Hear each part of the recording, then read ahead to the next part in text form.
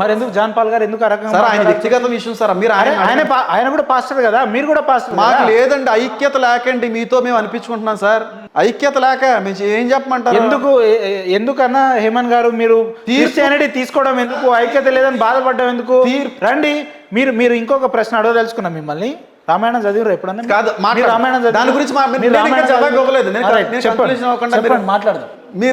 మీరు మహేంద్ర గారి కంటే క్రాంతి గారి కంటే చాలా స్మూత్ గా ఉన్నారు, కానీ మీరు స్మూత్ కాదని నాకు అర్థమైంది. నేను మొదట అదే చెప్పిన కదా, నేను కనిపించేంత ఫేర్ కాదని చెప్పిన కదా. సరే, ఇంకా 6 గంటలు అయితే దయచేసి మీరు ఇక్కడ నుంచి లేవు.